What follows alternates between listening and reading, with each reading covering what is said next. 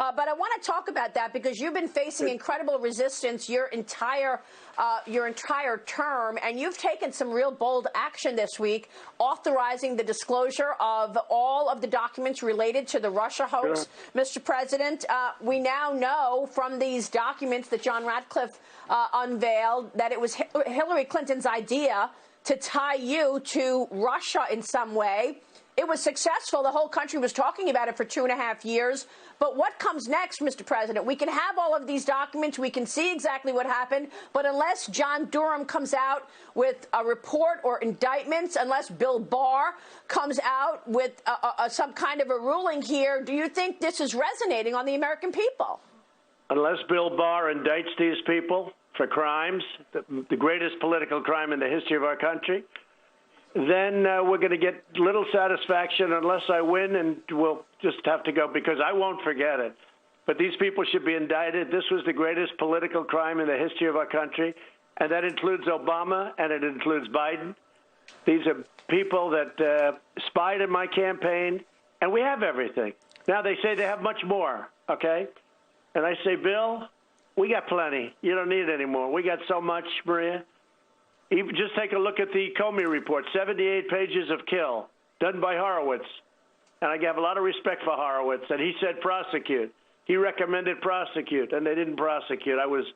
I couldn't believe it, but they didn't do it because they said we have much bigger fish to fry. Well, that's okay. They indicted Flynn for lying, and he didn't lie. They destroyed many lives. Roger Stone over nothing. They destroyed lives. So look at Manafort. They sent in a black book that was a phony black book. Phony. They made up a black book of cash that he got from Ukraine or someplace. And he didn't get any cash. It was a phony book. What they've done to people, John, we're going to have Carter Page coming on. He's going to tell his story, and we just heard from George Papadopoulos. Their lives have been completely changed. John Brennan briefed President Obama on this. What else is needed to ensure that the American people understand what took place, trampling on American people's rights and liberties before the election? Look, we have all the evidence in the world. In addition to that, I released everything, every document. I don't care what it pertains to. I released everything. I've declassified. I'm the only one in the country that has the power to do that. I've declassified everything. I did it a year ago, actually, for Bill Barr.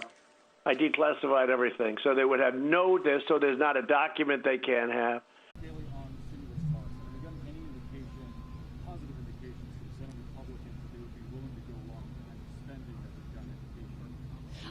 I think there are many Republicans that would, and ultimately we think if you reached a compromise deal, that Republicans would not be the impediment. This is step by step, and step one is finding common place with Democrats, but we believe, just like Republicans came on board for the prior 3 deals, that they would to this time around. But again, step first is finding common place with Democrats. Yep. Jeff?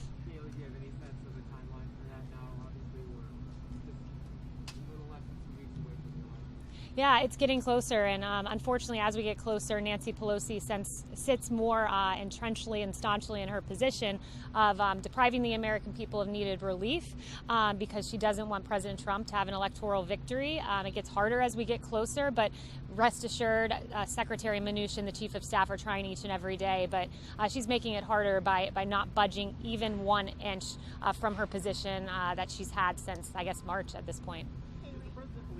Or May, I should say. The president believed he has the time to change the trajectory of the race, setting aside his performance last night, 48.5 million people have already voted. The president doesn't need to change the trajectory, of the race, because the trajectory of the race is strongly in his favor with a massive tailwind behind him. Look, I think you can see it in early voting. When you look in Michigan, the fact that we're 2 points ahead in requested ballots, 2 percentage points. It's actually NBC's tracker that you can go and look at.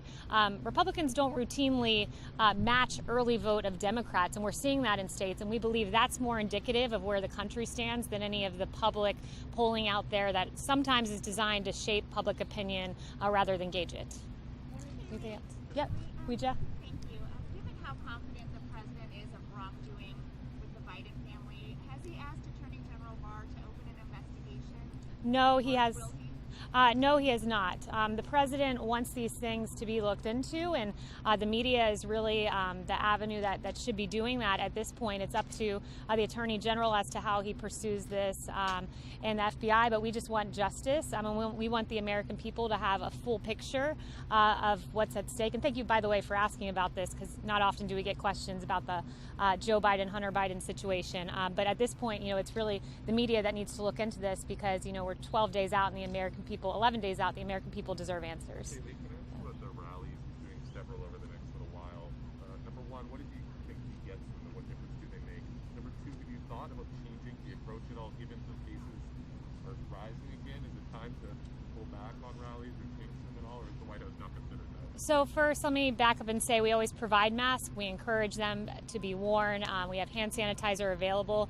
You have a right to go to a political rally in this country, much like there's a women's march last weekend here in D.C. that people attended.